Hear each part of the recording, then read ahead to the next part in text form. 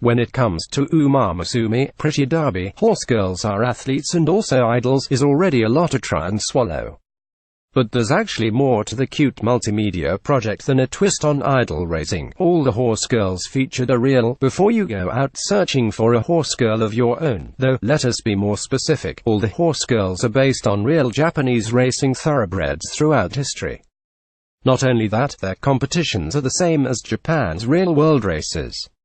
Well, minus the horses having to get up and sing at the end. Could Umamusume, Pretty Derby stealthily turn you into a racing fan? Let's see what the show has already taught us. The real thoroughbreds of the Pretty Derby meet the real-world version of Special Week.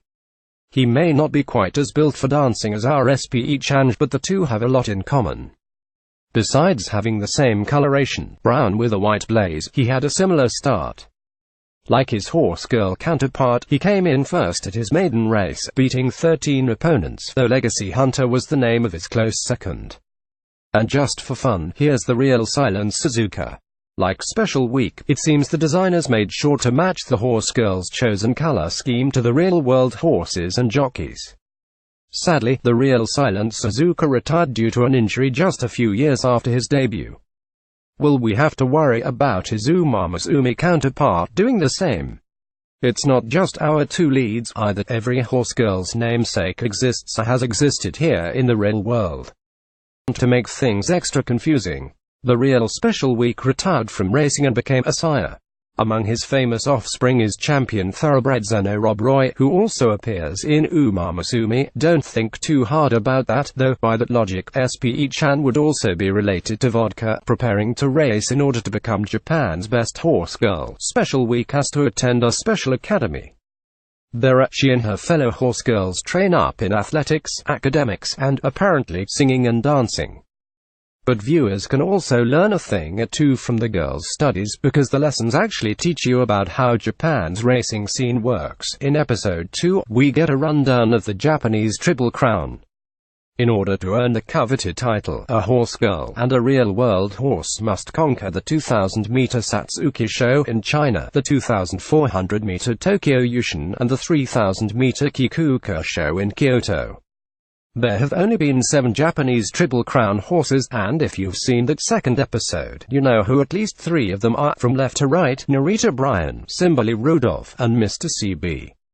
So, wait, are we saying that Umamusume actually follows the history of Japanese horse racing? Well, to a degree, yes. Granted, horses from all different eras are grouped together into one setting. The above Triple Crown winners are up to a decade apart from each other, so it's not quite a perfect historical matchup. But the facts are there in that case. Does that mean we get a few insider tips while we're here?